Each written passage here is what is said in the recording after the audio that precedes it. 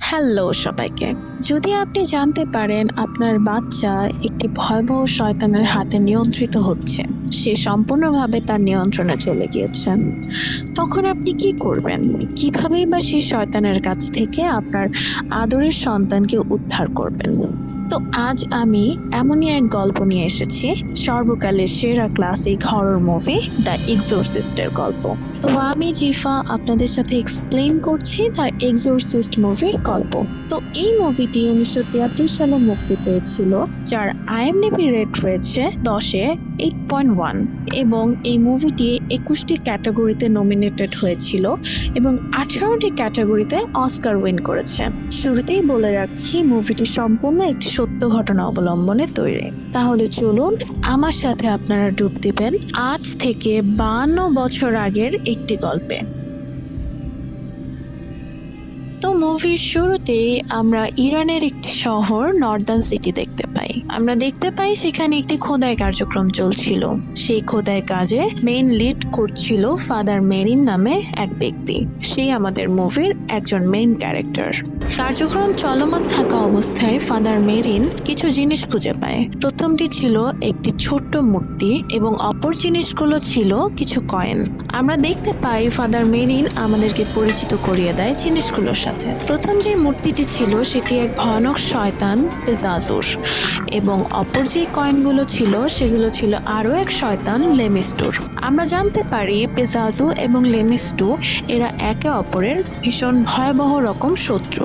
তবে পেজাজু শয়তান হচ্ছে অপেক্ষাকৃত কিছুটা শক্তিশালী লেমিস্টুর থেকে। আমরা আরও জানতে পারি প্রাচীন ব্যাবিলনীয় সময়ে পেজাজু শয়তানকে তারা ঈশ্বর হিসাবে উপাসনা করত। সেই সময় অপর যে শয়তান লেমিস্টু রয়েছে, সে যখন কোনো শহরে যেত, সেই শহরের সমস্ত প্রেগনেন্ট মহিলাদের গর্ভের সন্তানকে তাদের রক্ত খেয়ে মেরে ফেলত। তার কাছ থেকে বাঁচার জন্য গ্রামবাসীরা উপাসনা করত পেজাজু শয়তানের। এই থেকেই এই দুজন শয়তান একে অপরের ভীষণ শত্রু হয়ে ওঠে। আমরা এক পর্যায়ে দেখতে পাই ফাদার মেরিন সমস্ত জায়গাটি ঘুরে ঘুরে দেখছিলেন। তিনি ঘুরতে ঘুরতে অবশেষে একটি স্ট্যাচুর সামনে এসে দাঁড়িয়ে পড়েন, যেটি ছিল স্বয়ং শয়তান পেজাজুর। এবং স্ট্যাচুর সামনে তিনি দেখতে পান দুটো কুকুর একে অপরের সাথে মারামারি করছিল। এখানে আমাদেরকে সাংকেতিক হিসাবে বোঝানো হয় দুজন কুকুরকে সেই শয়তানি একজন আরেকজনের সাথে মারামারি করতে লাগিয়েছে। এই দৃশ্যটি দেখে ফাদার মেরিন কিছুটা আনকমফোর্টেবল ফিল করেন এবং সেখান থেকে চলে আসেন। তো এই পর্যায়ে দৃশ্য পরিবর্তন হলে আমরা অপর একটি শহর জর্জ টাউন দেখতে পাই। এই শহরে বসবাস করে মুভির অন্যতম প্রধান চরিত্র ক্রিস। সে পেশায় ছিল একজন অভিনেত্রী। অভিনয় জগতে তার আকাশচুম্বী জনপ্রিয়তা। আমরা দেখতে পাই সে বর্তমানে একটি মুভি নিয়ে কাজ করছে। মুভিটি মূলত স্টুডেন্টদের অধিকার নিয়ে তৈরি হচ্ছে। এই মুভির পরিচালক ছিল ক্রিসেরই খুব কাছের বন্ধু বার। ক্রিসের একটি 12 বছরের মেয়ে আছে যার নাম রিগান। বর্তমানে ক্রিস তার মেয়েকে নিয়ে একাই বসবাস করছে। তার স্বামীর সাথে বনিবনা না হওয়ায় তারা এখন আলাদা আছে। ক্রিস তার কাজ নিয়ে ভীষণই ব্যস্ত থাকতো, যার কারণে সে কখনোই তার মেয়েকে উপযুক্ত সময় দিতে পারতো না। এজন্যই ক্রিস তার মেয়েকে দেখাশোনার জন্য একজন ন্যানি রাখে। তার নাম ছিল শ্যারন। দৃশ্য পরিবর্তন হলে আমরা দেখতে পাই ক্রিস তার মেয়ে রিগানের সাথে সময় পাস করছিল। তাদের কথা বলার এক পর্যায়ে ক্রিস দেখতে পায় রিগানের কাছে একটি বোর্ড রয়েছে। ক্রিস ভীষণ অবাক হয়েই জানতে চায় বোর্ডটি কিসের। এমন অদ্ভুত বোর্ড সে কখনো আগে দেখেনি। রিগান তাকে বলে এই বোর্ডটির নাম উইজা বোর্ড। এই বোর্ড দিয়ে মূলত আত্মা নামানো হয়। ক্রিস তার মেয়ের কথা শুনে হেসে ফেলে। সে বুঝতে পারে ছোট বাচ্চাদের হয়তোবা কোনো গেমিং খেলার বোর্ড এটি। তো সে রিগানকে বলে, এটা দিয়ে তুমি কিভাবে একা একা খেলো? এটা দেখে তো মনে হচ্ছে দুজন মানুষকে প্রয়োজন হয় গেমটি খেলতে। রিগান তখন তাকে বলে, কই মা, আমি তো একা খেলি না, আমার সাথে আরো একজন খেলে। ক্রিস অবাক হয়ে বলে, তোমার সাথে কে খেলে? রিগান বলে, আমার সাথে ক্যাপ্টেন হাউডি খেলে। ক্রিস তার মেয়ের দিকে তাকিয়ে বলে, এই ক্যাপ্টেন হাউডি আবার কে? রিগান কোনো কিছু বলে না। ক্রিস তখন টপিক চেঞ্জ করার জন্য বলে, আসো আমরা গেমটি দুজন মিলে খেলি। তারপর তারা বোর্ডটি সামনে নিয়ে বোর্ডের সামনে বসে যখন রিগান এবং ক্রিস বোর্ডের কার্সরটিতে আঙুল রাখে, কার্সরটি চলে যায় বোর্ডের এক প্রান্তে থাকা নো লেখাটির সামনে। ক্রিস অবাক হয়ে রিগানের দিকে তাকায়। রিগান তখন তার দিকে তাকিয়ে বলে, আমার মনে হয় ক্যাপ্টেন হাউডি তোমার সাথে গেমটি খেলতে চায় না। ক্রিস অবাক হয় এবং সে ভাবতে থাকে এটা হয়তো ছোট বাচ্চা কাচ্চাদের নতুন কোনো গেম। বিষয়টি সে তেমন একটা পাত্তা দেয় না। এই যুগে এসে ভূত প্রেতে বিশ্বাস করা অন্তত ক্রিসের পক্ষে সম্ভব না। তো আপনাদের সুবিধার্থে বলে রাখি, এখানে যে রিগান বলল ক্যাপ্টেন হাউডির নামটি, ইরানি পেজাজু শয়তানকে ক্যাপ্টেন হাউডি বলে ডাকা হয়। অর্থাৎ ক্যাপ্টেন হাউডি পেজাজু শয়তান ক্যাপ্টেন হাউডি নামেও পরিচিত। পরের দৃশ্যে দেখতে পাই ক্রিস ঘুমাচ্ছিল। হঠাৎই তার একটি ফোন কল আসে। ফোনটি পেয়েই সে ঘুম থেকে জেগে ওঠে এবং লাইট অন করতেই সে তার পাশে তার মেয়ে রিগানকে দেখতে পায়। সে ভীষণ অবাক হয়ে যায়। রিগানের উদ্দেশ্যে জিজ্ঞাসা করে, তুমি এখানে কেন? তোমার রুম ছেড়ে এখানে এসেছো কেন? রিগান তখন তার দিকে তাকিয়ে বলে, মা, আমার বিছানাটা ভীষণ কাঁপছিল। আমি আমার রুমে একা থাকতে অনেক ভয় পাচ্ছি, তাই তোমার পাশে এসেই আমি শুয়ে পড়েছি। ক্রিস বুঝতে পারে রিগান ভয় পেয়েছে, কিন্তু সে বিষয়টিকে তেমন সিরিয়াসলি নেয় না। সে রুম থেকে বের হয়ে বাইরে আসে। হঠাৎ করেই চিলেকোঠা থেকে সে একটি অদ্ভুত শব্দ শুনতে পায়। এই শব্দটি কিন্তু সে আগেও অনেকবার শুনেছে, কিন্তু সে আজকে রাতে কৌতূহলী হয়ে চিলেকোঠার উদ্দেশ্যে পা বাড়ায়। সে উপরে গিয়ে দেখতে পায় কোনো কিছুই নেই, সবকিছুই ঠিকঠাক আছে। পরদিন ক্রিস রিগানকে তার চেক আপের জন্য ডক্টরের কাছে নিয়ে যায়। ডক্টর রিগানকে চেক আপ করছিল। এক পর্যায়ে রিগান ডক্টরের উদ্দেশ্যে অশ্লীল কিছু কথা বলে ওঠে। মাত্র 12 বছর বয়সী একটা মেয়ের মুখ থেকে এত নোংরা কথা শুনে ডক্টর কিছুটা চমকে যায়। রিগানের চেক আপ শেষ হলে ডক্টর ক্রিসের সাথে একান্ত ব্যক্তিগতভাবে কিছু কথা বলে। ডক্টর ক্রিসের উদ্দেশ্যে বলে, আমি ধারণা করছি বর্তমানে রিগান একটি হাইপারনেস ইস্যুতে ভুগছে। তার নার্ভে কিছু প্রবলেম দেখতে পাচ্ছি, যার কারণে সে খুব অল্পতেই রেগে যাচ্ছে। এই বিষয়টি যদি চলমান থাকে তাহলে কিছুদিনের মধ্যেই রিগান অ্যাংজাইটি থেকে ডিপ্রেশনে ভুগতে পারে। ক্রিস তার কথা শুনে অবাক হয়ে বলে, এমন হওয়ার তো কোনো কারণই আমি দেখতে পাচ্ছি না। রিগান আজ পর্যন্ত আমাদের কারোর সাথে মিসবিহেভ বা অন্য কোনো ধরনের কোনো কিছুই করেনি, যার কারণে আমরা ভাববো যে তার কোনো প্রবলেম আছে। সে বিষয়টি মেনে নিতে চায় না, কিন্তু ডক্টর তাকে বলে, আমার যা বলার আমি তা বলে দিয়েছি। ডক্টর আরো বলে, যেহেতু রিগান তার বাবাকে পায় না, তার বাবা তার সাথে কোনো প্রকার যোগাযোগ রাখছে না, এই বিষয়টি রিগানের মনে আরো একটি প্রভাব ফেলেছে। আমরা বুঝতে পারি ক্রিস এতটাই ব্যস্ত থাকে যে সে তার মেয়েকে সময় দেওয়ার মতো একটু সময়ও ব্যয় করতে পারে না। যেহেতু সে রিগানকে সময় দিতে পারে না, সেই কারণে রিগানের সমস্যাগুলো তার কাছে নর্মাল বলেই মনে হচ্ছিল। সে সবকিছুকে নর্মাল ভাবেই নিচ্ছিল। এরপর আমাদেরকে এই মুভির অন্যতম একজন ফাদার কারাসকে দেখানো হয়। আমরা দেখতে পাই ফাদার কারাসের মাকে একটি মেন্টাল হসপিটালে ভর্তি করানো হয়েছে। এই কারণে ফাদার কারাস খুবই চিন্তিত। মেন্টাল হসপিটালে গিয়ে ফাদার কারাসের মা অনেক দুঃখী ছিল। ফাদার কারাসের মা বেশ বৃদ্ধ ছিল। সে হাঁটতে গিয়ে তার পা ফ্র্যাকচার হয়ে যায়, কিন্তু সে কোনো ডক্টরকে তার চিকিৎসা করতে দিচ্ছিল না। এই কারণেই ফাদার কারাসের ছোট ভাই তার মাকে একটি মেন্টাল হসপিটালে পাঠায়। ফাদার কারাস তার মায়ের এই দুঃখী চেহারা সহ্য করতে পারে না। সে চায় তার মাকে এখান থেকে নিয়ে গিয়ে ভালো একটা হসপিটালে ভর্তি করতে, কিন্তু ফাদার কারাস ছিল অনেকটাই দরিদ্র। তার কাছে তেমন কোনো টাকাই ছিল না তার মাকে এখান থেকে নিয়ে যাওয়ার মতো। এভাবেই কিছুদিন ভুগে ভুগে তার মা মারা যায়। এরপর বিষয়টি ফাদার কারাসকে অনেক দুঃখ দেয়। সে যন্ত্রণা পীড়ায় কষ্ট পেতে থাকে। বেশ কিছুদিন পরে ক্রিস তার বাড়িতে একটি পার্টির আয়োজন করে। পার্টিটি খুব সুন্দর মতোই চলছিল। নিমন্ত্রিত সব অতিথিরা এসেছিল। সবকিছু সুন্দর মতোই চলে যাচ্ছিল। হঠাৎ করেই আমরা দেখতে পাই পার্টির মাঝখানে রিগান এসে দাঁড়িয়ে আছে। ক্রিস অবাক হয়ে তার দিকে তাকিয়ে থাকে, কারণ সে তো রিগানকে ঘরে ঘুম পাড়িয়ে এসেছিল।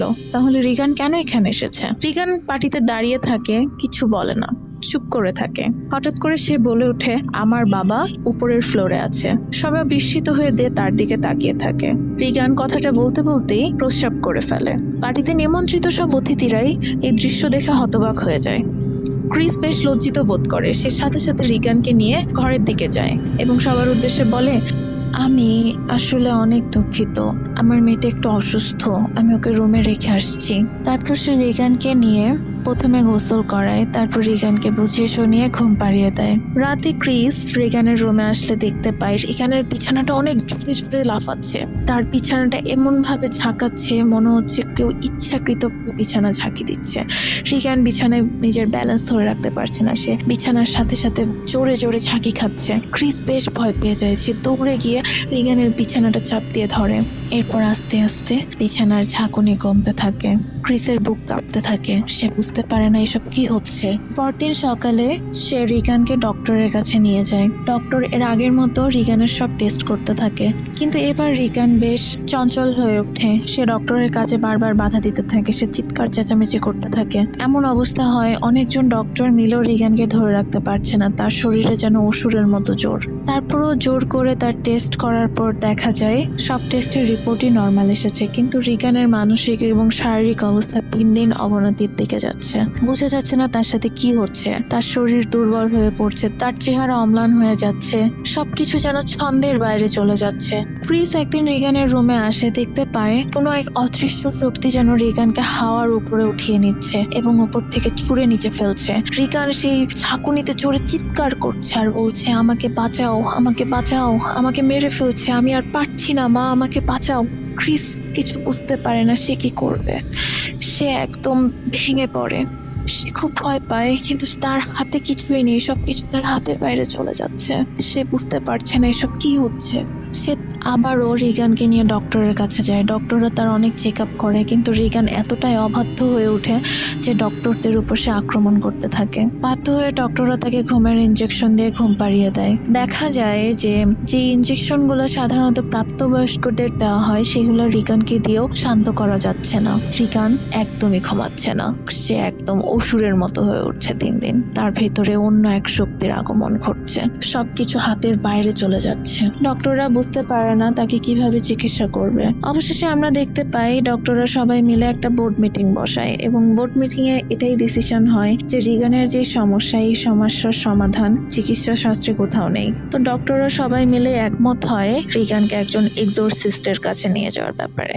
ক্রিস বিষয়টিকে প্রথমে পাত্তা না দিলেও এবার সে ভীষণ সিরিয়াস হয়ে যায়। সে এবার ডক্টরের কাছ থেকে পরামর্শ নেওয়া মাত্রই চিন্তা করে ফেলে রিগানকে একজন এক্সোরসিস্ট দেখাতে হবে। এক্সোরসিস্ট হচ্ছে এক ধরনের বিশেষ রিচুয়াল, যে রিচুয়ালের মাধ্যমে শরীরে যখন কোনো অতৃপ্ত শক্তি বা অনাকাঙ্ক্ষিত শক্তির আগমন ঘটে, সে শক্তিকে শরীরের বাইরে নিয়ে যাওয়ার প্রক্রিয়াই হচ্ছে এক্সোরসিজম। এবং যারা এই এক্সোরসিজম করে থাকে তাদেরকে এক্সোরসিস্ট বলা হয়। সাধারণত চার্চের ফাদাররাই এই এক্সোরসিজম প্রক্রিয়া করে থাকে। তারপর আমরা এটাই দেখতে পাই যে সবাই নিশ্চিত হয়ে যায় যে রিগানের ভেতরে কোনো এক অপশক্তির বাসা বেঁধেছে। ক্রিস একজন এক্সোরসিস্টের সন্ধানে বেরিয়ে পড়ে এবং সে জানতে পারে ফাদার কারাস নামে একজন ব্যক্তি রয়েছে যে এই প্রক্রিয়ায় তাকে সহযোগিতা করতে পারে। সে তার মেয়েকে তার ন্যানি শ্যারনের কাছে রেখেই বেরিয়ে পড়ে। ফাদার কারাসকে সবকিছু বলার পরে ফাদার দেখতে আসতে চায় তার মেয়েকে। তারপর সেখান থেকে ক্রিস যখন বাসায় ফিরে আসে, সে বাসায় এসে দেখতে পারে শ্যারন নেই। সে চিন্তা করে রিগান এখন কি করতে পারে, কারণ রিগানের শরীরে এখন যে অবস্থায় রিগানকে কোনোভাবেই বাড়িতে একা রেখে যাওয়া নিরাপদ নয়। তার কিছুক্ষণ পরই বাড়িতে শ্যারন প্রবেশ করে এবং সে জানতে পারে তার বন্ধু বার জানালা থেকে লাফ দিয়ে সুইসাইড করেছে। রিগান অবাক হয়ে যায় এবং শ্যারনকে জিজ্ঞেস করে, তুমি কেন বাড়ি থেকে বাইরে বেরিয়ে গেছো? আমি তোমার কাছে রিগানকে রেখে গিয়েছিলাম। শ্যারন বলে, আমি সামান্য কিছু কাজের জন্য বাইরে গিয়েছিলাম এবং বার যেহেতু বাড়িতে এসেছিল আমি রিগানকে তার কাছেই রেখে গিয়েছিলাম। ক্রিস বুঝতে পারে এখানে কোনো কিছু একটা গড়বড় হচ্ছে। বারের কখনোই সুইসাইড করার কথা না, নিশ্চিত এখানে রিগানের হাত আছে। আমরা সেই মুহূর্তে দেখতে পারি রিগান উল্টা হয়ে সিঁড়ি দিয়ে নেমে আসছে এবং তার মুখ দিয়ে অনবরত রক্ত বের হচ্ছে। দৃশ্যটা খুবই ভয়ানক ছিল। ক্রিসের বুক কাঁপতে থাকে। শ্যারন ভয়ে ক্রিসের পিছনে চলে যায়। রিগান তখন সিঁড়িতে উল্টো হয়ে নামতে থাকে এবং তার মুখ দিয়ে রক্ত পড়তে থাকে। তার চোখগুলো ঘোলাটে বর্ণ ধারণ করে। সে ক্রিসের দিকে তাকিয়ে বলে, হ্যালো মম। তার কিছুদিন পরই একজন ডিটেকটিভ ক্রিসের কাছে আসে এবং বার্গের মৃত্যু নিয়ে তার সাথে কথা বলতে থাকে। এক পর্যায়ে সে ক্রিসকে বলে, আমার মনে হয় বার্গের মৃত্যু কোনো স্বাভাবিক মৃত্যু না, কারণ বার্গকে খুব অদ্ভুতভাবে মেরে ফেলা হয়েছে। ক্রিস তার দিকে তাকিয়ে জানতে চাই কি হয়েছিল। তখন সে বলে, আমরা ইনভেস্টিগেশন করে যে তথ্য পেয়েছি বার্গের মাথা উল্টো দিকে ঘুরিয়ে মটকে ভেঙে ফেলা হয়েছে, যেটা কোনো স্বাভাবিক মানুষের পক্ষে সম্ভব না। এবং বার্গকে যেখান থেকে ফেলে দেওয়া হয়েছিল সেই রুমটি লক ছিল এবং বার্গের শরীরে কোনো ধরনের ফিঙ্গারপ্রিন্ট পাওয়া যায়নি। এ থেকে আমরা শিওর হতে পারি যে বার্গকে কোনো সাধারণ মানুষ মারেনি, কিন্তু আমাদের পুলিশ ডিপার্টমেন্ট তো এটা কখনোই বিশ্বাস করবে না। তবে আমি সম্পূর্ণভাবে বিশ্বাস করি বার্গের মৃত্যুতে একজন শয়তানের হাত আছে। ডিটেকটিভ ক্রিসের সাথে কথাগুলো বলার পরে বাড়ি থেকে বেরিয়ে যায়। ক্রিস চিন্তিত হয়ে পড়ে এবং সে চিন্তা করে এই মুহূর্তে ফাদার কারাসই তাকে সাহায্য করতে পারে। তাই সে ফাদার কারাসের কাছে যায় এবং সবকিছু খুলে বলে। ফাদার কারাস তার কথা শোনার পরে রাজি হয় রিগানের চিকিৎসা করতে। এক্সোরসিজম প্রক্রিয়াটি করতে হলে চার্চের কাছ থেকে পারমিশন নিতে হয়। ফাদার কারাস জানায় সে পারমিশন নিয়ে তবে আসবে। তার আগে তাকে একবার নিশ্চিত হতে হবে যে রিগান কি আসলেই পজেস হয়েছে কিনা। ক্রিস সেখান থেকে আসার পরে যখন বাড়িতে আসে সে দেখতে পায় রিগানের ঘর থেকে খুব জোরে জোরে ভয়াবহ শব্দ আসছে। সে তাড়াতাড়ি রিগানের ঘরে যায় এবং গিয়ে সে দেখতে পায় খুবই এক ভয়াবহ দৃশ্য। রিগান হাতে একটা চাকু নিয়ে নিজেকে ক্রমাগত আঘাত করে যাচ্ছে, স্ট্যাব করছে, তার পেট ফেড়ে ফেলেছে এবং সেখান দিয়ে অনবরত রক্ত পড়ছে। ক্রিস ভীষণ ভয় পেয়ে যায়। এমন মুহূর্তে রিগান তার দিকে তাকিয়ে থাকে। রিগান তার মাথাটিকে পিছনের দিকে ঘুরিয়ে ফেলেছে, তার বডির পিছনে তার মাথা। ক্রিস প্রচন্ড ভয় পেয়ে যায়। এমন সময় রিগান তার দিকে ধেয়ে আসতে থাকে, ছুরিটি নিয়ে তাকে আঘাত করতে চায়। ক্রিস অনেক কষ্টে নিজেকে আক্রমণ থেকে বাঁচাতে পারে, কিন্তু তারপরও রিগানের শক্তির কাছে সে পেরে উঠছে না। সে জোরে চিৎকার করতে থাকে, তার চিৎকারে শ্যারন উপরে উঠে আসতে থাকে। শ্যারন যখনই দরজার কাছে তাকে সাহায্য করার জন্য এগিয়ে আসে, দরজাটি আপনা আপনি বন্ধ হয়ে যায়। রিগান তার শক্তি দিয়ে একটি সোফাকে দরজার সাথে আটকে দেয়। শ্যারন তাকে সাহায্য করতে আসতে পারে না। ক্রিস সেখান থেকে ওঠার চেষ্টা করতে থাকে, কিন্তু রিগান তার সামনে একটি আলমারি এনে ফেলে দেয়। ক্রিস সেখান থেকে অনেক কষ্টে পালিয়ে বাঁচে। তারপর সে ফাদার কারাসকে আবারও ইনফর্ম করে। পরের দৃশ্যে আমরা দেখতে পাই ফাদার কারাস রিগানকে দেখতে আসে এবং রিগানের সাথে কথা বলতে পেরে সে বুঝতে পারে রিগানের ভেতরে এক ভয়াবহ শয়তান বাসা বেঁধেছে। যে শয়তান আর কেউ নয়, শয়তান পেজাজু। সে এমন এক ভয়াবহ শয়তান যে কিনা ফাদার কারাসের অতীত সম্বন্ধে জানে। সে ফাদার কারাসকে মানসিকভাবে অনেক দুর্বল করার চেষ্টা করতে থাকে, তার মৃত মাকে নিয়ে কথা বলতে থাকে। ফাদার কারাস তার সাথে কথা বলে যেটা বুঝতে পারে এই শয়তান অনেক কিছুই জানে তার সম্বন্ধে, সে কোনো সাধারণ শয়তান নয়। এক পর্যায়ে রিগান তার গায়ে বমি করে দেয়, পিতকুটের সবুজ বর্ণের বমি। ফাদার কারাস সেখান থেকে চলে আসে এবং সে চার্চে এসে পারমিশন চায়। পারমিশনের জন্য চার্চকে প্রমাণ করতে হয় আসলে কি ভিকটিমকে পজেস করা হয়েছে কিনা। সেজন্য সে রিগানের সাথে যে কথাবার্তা হয়েছিল সেটার একটা রেকর্ডিং রেখেছিল। রেকর্ডিংটি সে চার্চকে প্রদান করে এবং সেই রেকর্ডিংয়ে স্পষ্টত আমরা শুনতে পাই রিগান তার মাকে নিয়ে কথা বলছে এবং রিগানের কথা শুনে বোঝা যাচ্ছে সে স্পষ্টতই পজেস রয়েছে। এবং চার্চ ফাদার কারাসকে এক্সোরসিজমের জন্য পারমিশন দিয়ে দেয়, কিন্তু ফাদার কারাস যেহেতু এই বিষয়গুলোতে তেমন অভিজ্ঞ নয়, সে কারণে ফাদার কারাসকে এক্সোরসিজম প্রক্রিয়াটি সফলভাবে করার জন্য ফাদার মেরিনকে তার সাথে যেতে বলা হয়। ফাদার কারাস বুঝতে পারে পেজাজু শয়তান ফাদার মেরিনের সাথে পরিচিত, কারণ তার সাথে যখন কথা হচ্ছিল তখন এক পর্যায়ে সে ফাদার মেরিনের নাম বলেছিল। তারপর আমরা দেখতে পাই ফাদার মেরিনকে, সে ফাদার কারাসের কাছে এসেছে এবং তারা দুজন মিলেই ক্রিসের বাড়িতে আসে এক্সোরসিজম প্রক্রিয়াটি সফলভাবে করার জন্য। ফাদার মেরিন বাড়িতে পা রাখতেই বুঝতে পারে এখানে বড় ধরনের অশুভ শক্তির ছায়া রয়েছে। সে দ্রুত ফাদার কারাসকে বলে আমাদেরকে খুব দ্রুতই এক্সোরসিজম প্রক্রিয়াটি করতে হবে। তারপর তারা যখনই রিগানের রুমে যায় তখন আমরা দেখতে পাই রিগান খুব ভয়াবহ অবস্থায় রয়েছে, তার চেহারা খুব ভয়াবহ হয়ে রয়েছে। সে তখন ফাদার মেরিনের উদ্দেশ্যে বলতে থাকে তাহলে অনেকদিন পর দেখা হলো তাই না। আমরা বুঝতে পারি পেজাজু এবং ফাদার মেরিন অনেক আগে থেকেই কোনোভাবে কানেক্টেড। পরবর্তীতে ফাদার মেরিন এবং কারাস যখন এক্সোরসিজম করতে থাকে তখন রিগান অর্থাৎ রিগানের ভেতরে থাকা শয়তান পেজাজু অনেক বেশি ভয়াবহ হয়ে ওঠে। সে রিগানকে বিভিন্নভাবে আঘাত করার চেষ্টা করতে থাকে এবং রিগানের বডিটাকে অনেক উপরে উঠিয়ে নেয়। রিগান প্রচন্ড চিৎকার করতে থাকে, তার খাটটাও উঁচু হয়ে যেতে থাকে। এছাড়াও আমরা অনেক ভয়াবহ দৃশ্য দেখতে পাই এখানে। ফাদার মেরিন এবং কারাস তারপরও তাদের এক্সোরসিজম প্রক্রিয়া বন্ধ করে না, তারা চালিয়ে যায়। এতে করে শয়তান অনেকটাই দুর্বল হয়ে যায়, কিন্তু তারপরও সে তার কথার জাল দিয়ে তাদেরকে ফাঁসানোর চেষ্টা করতে থাকে। সে ফাদার মেরিনকে তার মৃত স্ত্রীর কথা বলে দুর্বল করার চেষ্টা করতে থাকে এবং ফাদার কারাসকে তার মায়ের কথা বলতে থাকে। তারা দুজনই মানসিকভাবে অনেক শক্তি নিয়ে এই শয়তানের বিরুদ্ধে লড়ে যাচ্ছিল, তাই তারা এই শয়তানের কথায় মোটেও বিচলিত হয় না, এক্সোরসিজম চালিয়ে যেতেই থাকে। ফাদার কারাস হলি ওয়াটারের ছোঁয়া দিতেই শয়তান অনেকটাই নিস্তেজ হয়ে যায়।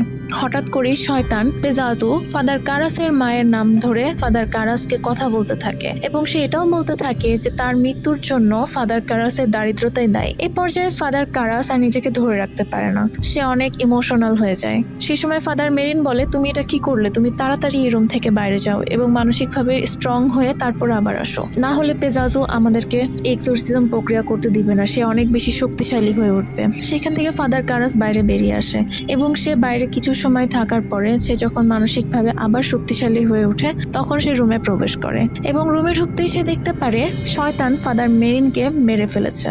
সে ফাদার মেরিনকে মৃত অবস্থায় দেখতে পেরে ভীষণ রেগে যায়। এবার সে শয়তানকে ওপেন চ্যালেঞ্জ দেয়। সে বলে, তোমার যদি শক্তি থাকে তাহলে তুমি আমার বডিতে এসে দেখাও।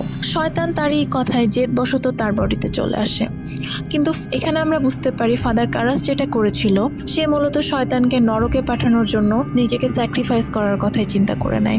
যখন পেজাজু শয়তান রিগানের বডি ছেড়ে তার বডিতে চলে আসে আমরা দেখতে পাই রিগান সেন্সলেস হয়ে যায় এবং ফাদার কারাস যেটা করে সে শয়তান পেজাজুকে নিজের মধ্যে বন্দি করে নেয়। তারপর সে দৌড় দিয়ে জানালা থেকে লাফিয়ে পড়ে এবং নিচে পড়া মাত্রই তার মৃত্যু হয়।